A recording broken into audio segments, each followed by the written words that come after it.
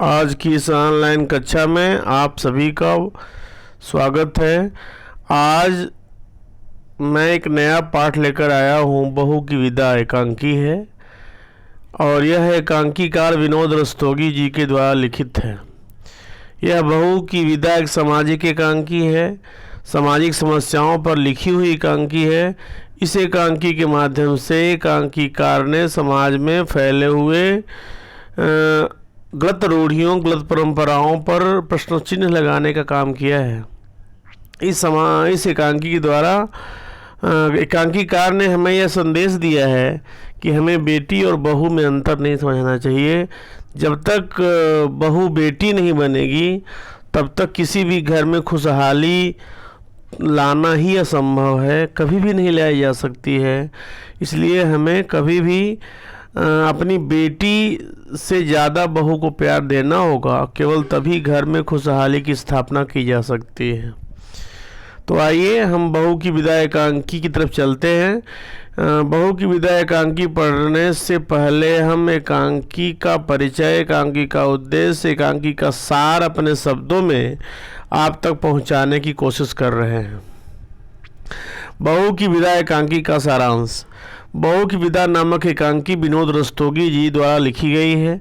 प्रस्तुत एकांकी में एकांकीकार ने समाज में व्याप्त दहेज की समस्या का सजीव चित्रण किया है। एकांकी में एक धनी व्यापारी जीवनलाल अपनी बहू कमला को पहला सावन बिताने के लिए अपने मायके भेजने से साफ इनकार कर देते हैं। कमला का भाई प्रमोद अपनी बहन को विदा करने के लिए आया है। जीवनलाल प्रमोद को बहुत खरी खोटी सुनाते हैं कि उन्होंने दहेज की मांग अब तक पूरी क्यों नहीं की। वह प्रमोद को ताना देते हुए कहते हैं कि न तो उन्होंने दहेज की रकम के 5,000 रुपये दिए और न ही बारातियों की खातिरदारी ढंग से की गई। भरी बिरादरी में उनकी नाक कटा दी गई। दूसरी तरफ जीवनलाल की पत्नी राजेश्वरी एक सुलझे विचारों की महिला है। वह अपने बहू के प्रति कोई द्वेष नहीं रखती। वह उसकी भावनाओं को समझती है। प्रमोद को 5,000 रुपया देना चाहती है जिससे कि वह उनके प्रति को दहेज की बाकी रकम देकर अपनी बहन को विदा करा सके। जीवनलाल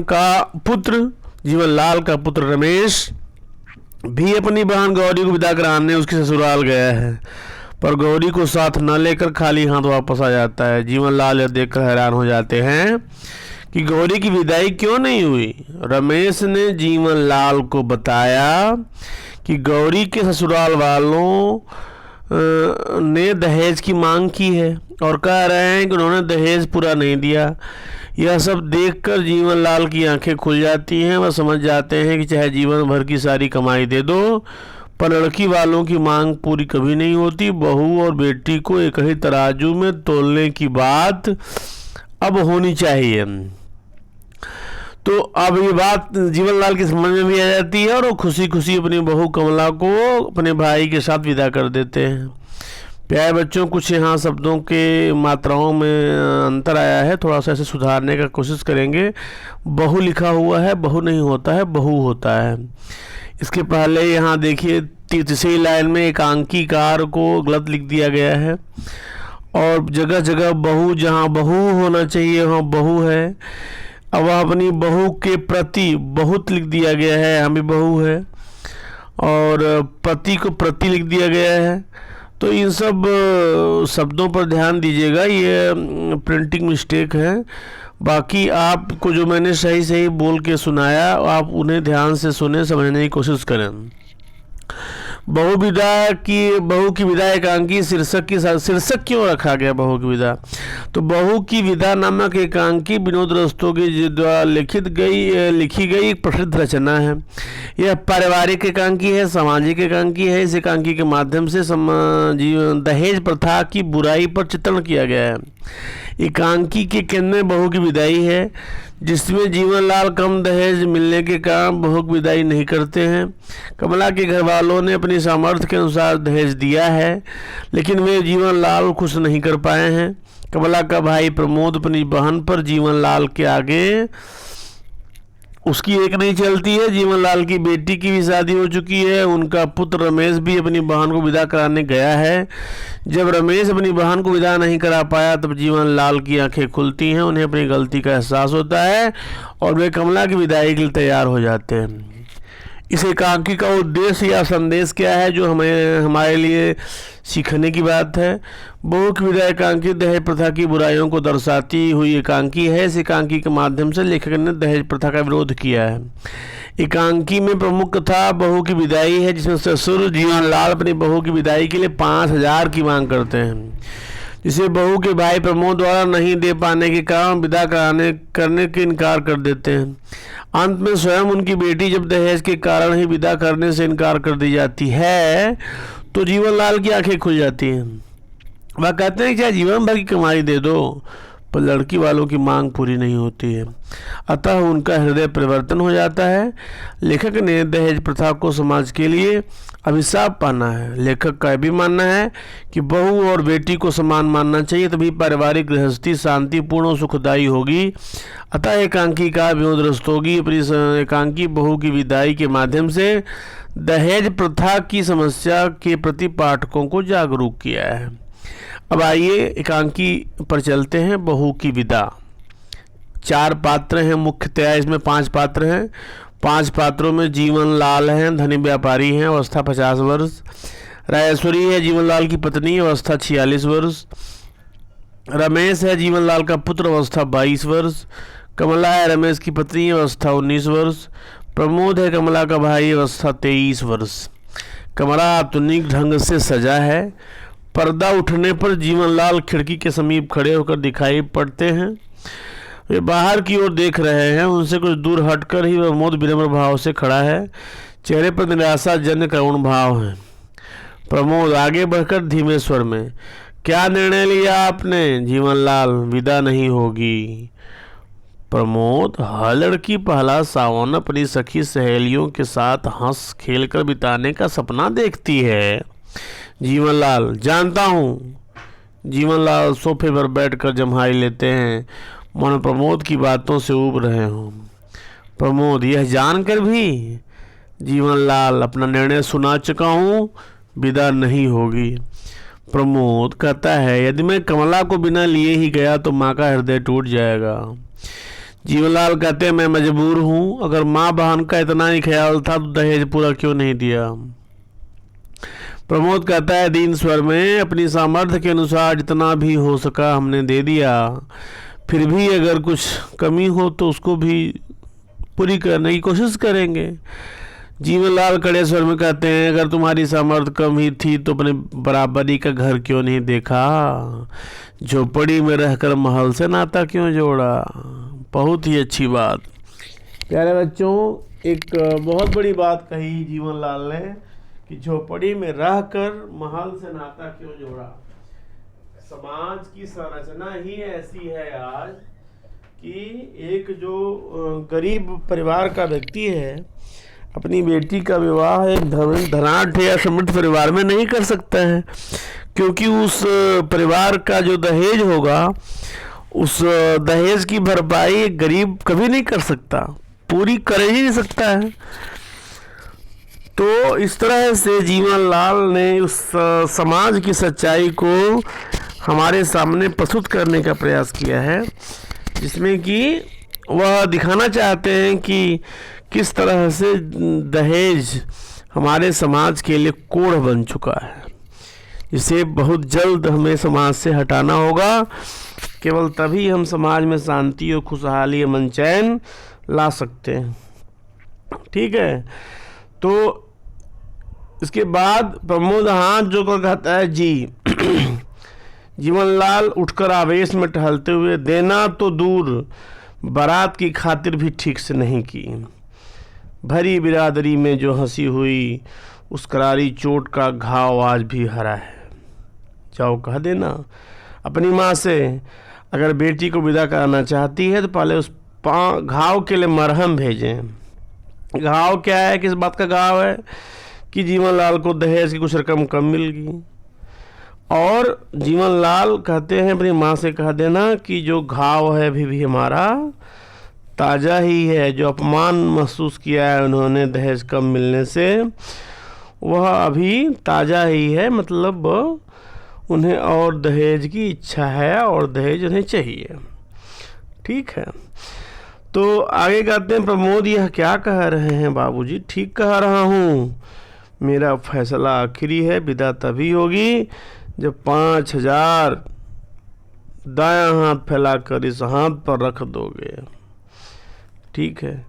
जीवनलाल कहते हैं कि यह फैसला आखिरी है, विदा तभी होगी जब दहेज के जो बाकी पैसे हैं 5,000 उन तक आ जाएंगे तब।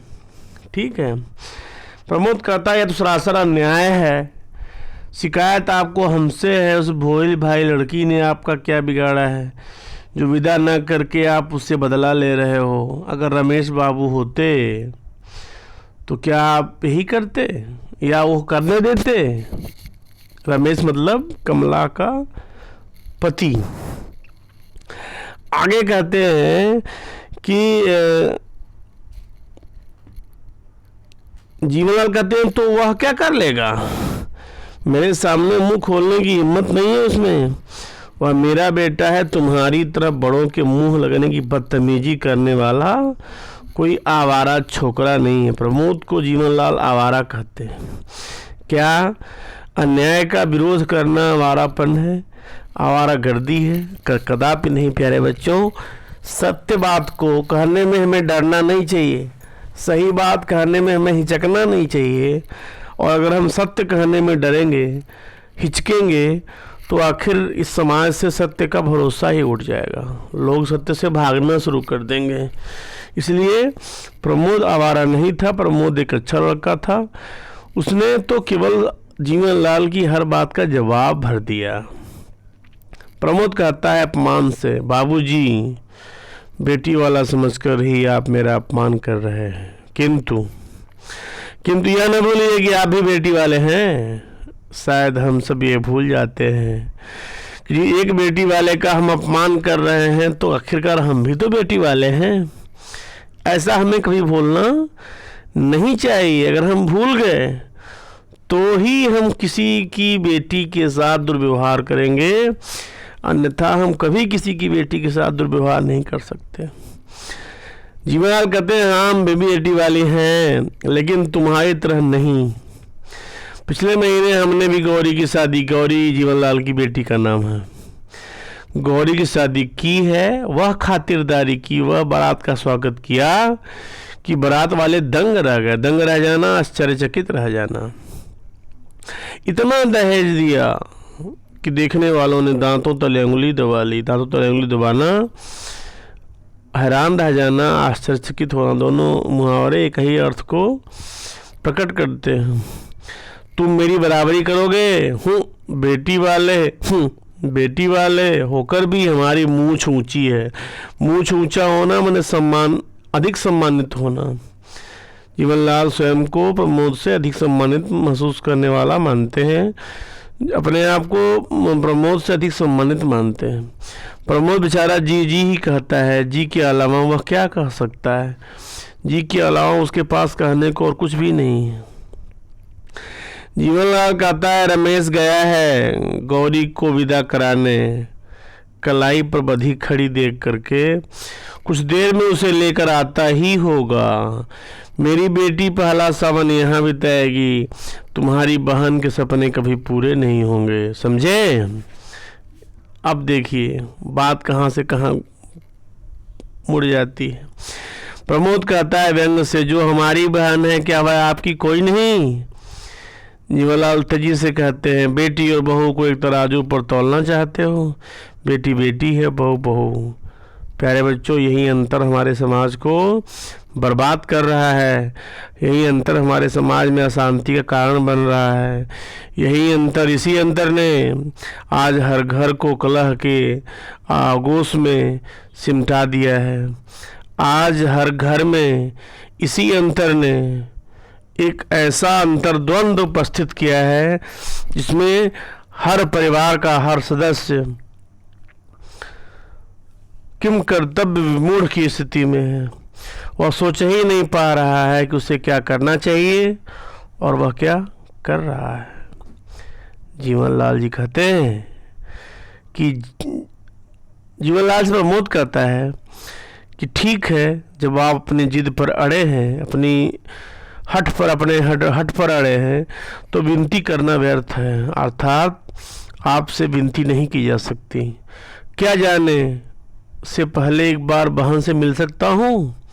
जीवनलाल जरूर जरूर, और हाँ, उसे यह भी बताते जाना कि अगली बार मेरे लिए मरहमगार दहेज है। हाँ, दहेज लेकर विदा कराने कब आओगे? ऊंचे स्वर में। अरे सुनती हो गौरी की माँ?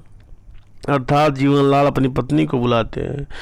जरा बहू को भेज दो अपने भाई से मिलने आकर, मैं तब तक देखूं कि माली के बच्चे ने झूला डाला या नहीं। द्वार की ओर बढ़ते हैं। द्वार का पर्दा हटाकर मुड़ते हुए गौरी के लिए झूला डाल रहा हूँ लान में। प्रमोद बेचारा थका सा सोफे के पास खड़ा है। अंदर से कमला आती है। चांद से मुखड़े पर उदासी की घटा है। वाह! प्रमोद के पास जाकर चुपचाप खड़ी हो जाती है, सिर नीचा किए हुए, मानो उसने बहुत बड़ा अपराध कर दिया हो।